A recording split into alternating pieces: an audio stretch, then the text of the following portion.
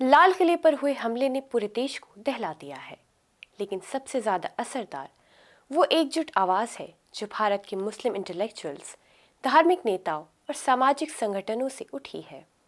आतंक और हिंसा की इस कायराना घटना की कड़ी निंदा करते हुए उन्होंने साफ कहा है कि आतंकवाद का कोई मजहब नहीं होता, न कोई समुदाय। आदाब, मैं हूँ आपके साथ अमीना माजिद और आप देख रहे हैं आवाज़ voice. All India imams association के हेड डॉक्टर इमाम उमैर अहमद इलियासी ने लाल किले पर हुई कार बम विस्फोट की निंदा करते हुए इसे मानवता की हत्या बताया है। उन्होंने कहा कि मुस्लिम कम्युनिटी के लोगों के नाम उजागर किए जा रहे हैं, इस्लाम को बदनाम किया जा रहा है। वहीं शाही इमाम अहमद बुखारी ने कहा कि आतंकवादियों का कोई आधार नहीं होता और सिविल सोसाइटी का भी कोई आधार नहीं हो सकता। देशभक्ति की भावना से प्रेरित होकर मुस्लिम समुदाय इस मुश्किल वक्त में अपनी साथी भारतीयों के साथ दीवार की तरह खड़े हैं। वहीं Indian Muslims for progress and reforms ने कहा कि ये घटना बेहद परेशान करने वाली है और इससे सबको गहरा सदमा पहुंचा है। वो इसकी कड़ी निंदा करते हैं। वहीं सिटीजन्स फॉर फ्रेटर्निटी CFF ने कहा कि भारतीय मुसलमान आतंक के खिलाफ एकजुट हैं और कहा कि ऐसे अपराधों को किसी भी समुदाय कश्मीरी भाइयों से नहीं जोड़ा जा सकता और ना ही जोड़ा जाना चाहिए, जिन्होंने खुद बहुत कुछ सहा है और भारतीय परिवार का अभिन्न अंग है। वहीं मुस्लिम वर्ल्ड लीग ने दिल्ली विस्फोट की कड़ी निंदा की है और MWL के महासचिव शेख डॉक्टर मोहम्मद बिन अब्दुल करीम अलीसा ने भी इसकी निंदा की है।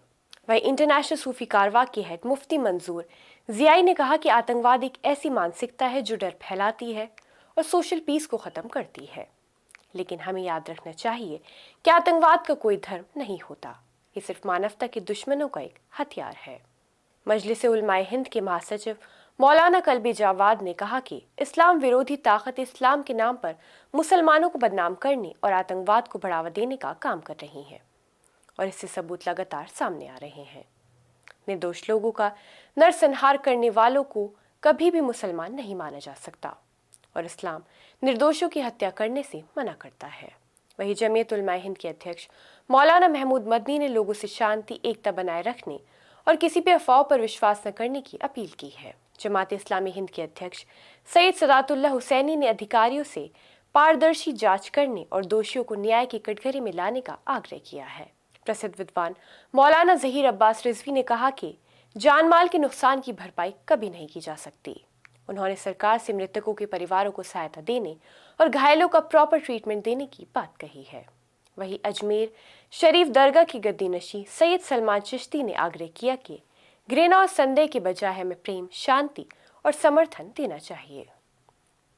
वहीं डॉक्टर ख्वाजा इफ्तिकार ने कहा कि सभी नागरिक एकजुट होकर आवाज उठाएं और इस मुश्किल वक्त में भारत एकजुट खड़ा है और दुष्शक्तियों को जवाब देने के लिए तैयार है।